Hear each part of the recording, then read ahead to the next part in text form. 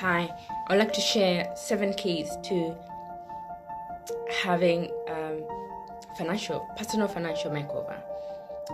My name is Carolyn Jones. I'm a volunteer money coach with CAP. CAP is a charity called Christians Against Poverty that's based in the UK. They help people, well-deserving families, get clarity, satisfaction, and fulfillment around their finances. And I am a volunteer worker with them. So CAP helps about 10,000 people every year get free from debt, bad debt, and live meaningful lives, and have restoration in their families as well. Just a little before I share the 7 keys to your personal makeover, a little bit about me. I grew up in Africa. Nobody told me anything about finances. All the information I had was from my parents. My grandfather was very rich, but we were surrounded by a lot of poverty in Africa. So by the time I came here, I didn't have a clue. I didn't have a financial plan, so to say. So I met a lady called Liz, and I got introduced to CAP money course, and I was able to pay about £20,000 in debt.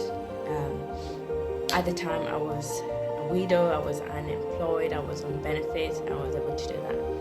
So I decided after that, because lots of people were going through the same thing I was going through, I'm going to help other people do the same thing as well. So number 1 key that can help transform your personal finances is to pay yourself first using cash. By the time a child is 7 years old, your money habits have already been formed and fixed. Unless you read a book and take a course and update that, you'll probably just follow what your parents did. Because children learn by example and not necessarily what you tell them. So you might be asking, how much should I pay myself every month? That one depends on all other areas of your life. How much do you need to be spending on a weekly basis? And is everything necessary? Let's say if you're buying 1 cup of coffee every single day, or 2 cups of coffee every single day of the week, how much will that be a year? That would be about £1,820. Is that what you want to spend on coffee? Are there other areas that might need that money a little bit better? So it's good to be able to know where your money is going. Pay yourself first, but know where your money is going. Number 2, streamline your priority bills. That is your phone bill, rent, mortgage, insurance, electricity. Things that if you didn't pay, you'd be thrown out of the house, or your children would be thrown out of the house if you died and you didn't pay the bill. So you need to streamline them and make sure you're getting the best deal out there, and automate everything. Number 3, save for a rainy day. There's some things which are inevitable, like Christmas has to come once a year. Birthdays come once a year. We travel, going for holidays or going to see family and friends. There is that gift that you have to give every year to somebody maybe in need, maybe somebody is grieved, and we have to give once a year or more than once a year. It's good to make provision for all those things, because if you don't give, you'll be caught like the reindeer in a headlight situation. You don't want to be caught in a situation like that. Number 4, control your income. I know it is this is a huge subject. People don't talk about it because it is just something that we're trained not to talk about it. But the more we are silent about it, the more it adds up, But the truth is that your income follows your personal growth and not how hard you work. And when is the last time you made a clear goal of increasing your income by £500, by doubling it, by tripling it? When it starts with making a goal on how much you want to earn and then working towards it. And there is no universe without mind entering in it. You have to purpose, you have to intend to increase your income for it to happen. Number 5, pay off your debts. Debts,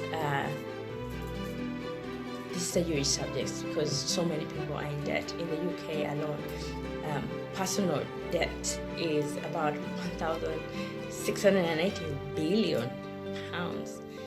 It says that an average household has at least 60,363 pounds in debt, and debt leads to suicides. It leads to marriages being broken. It leads to people getting ill because sometimes it's just hard to pay these things off, especially when they increase. So we have a system that helps people be able to pay debts and be completely free of them. Number 6, your net worth. Your net worth is your assets minus your liabilities. That's your assets. And it's good to have a goal on what assets you want to have. I like the Monopoly board game, and I play it sometimes with the kids. It's just a good way to illustrate how life works when it comes to money. And did you know that the hours that you work in a week, if you times it by the number of weeks and you divide it by your yearly income, that will give you what you want, how much worth your time is.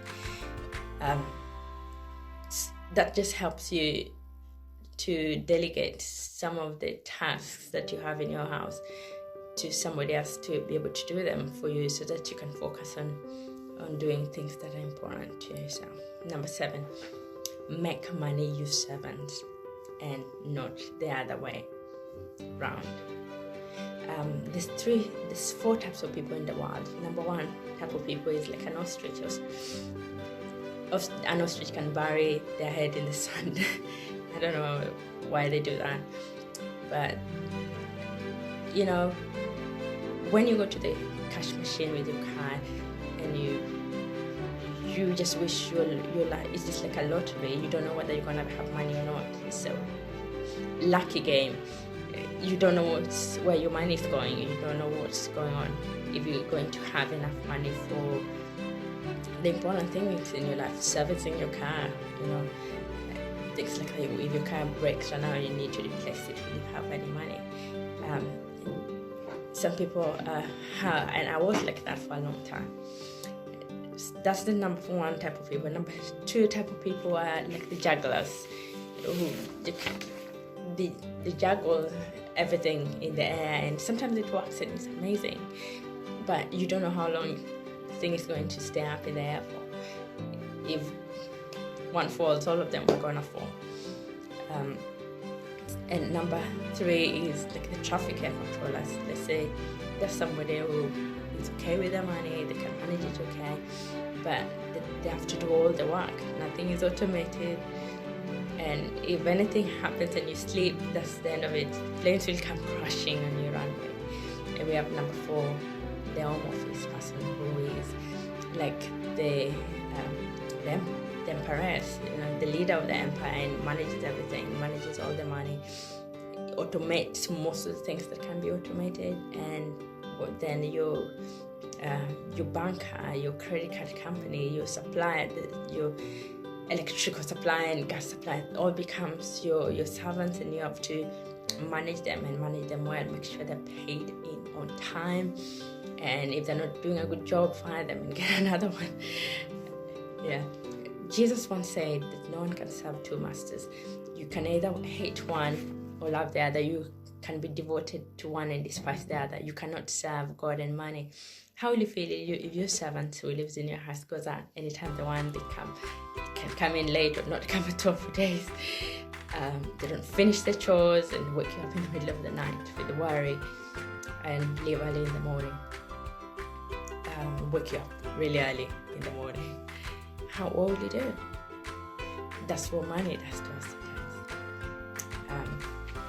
So I know money is a sensitive subject. Money is a subject that people don't talk about, but the more we keep quiet about money, the more it shouts, it screams in our ears, and the more it enslaves us.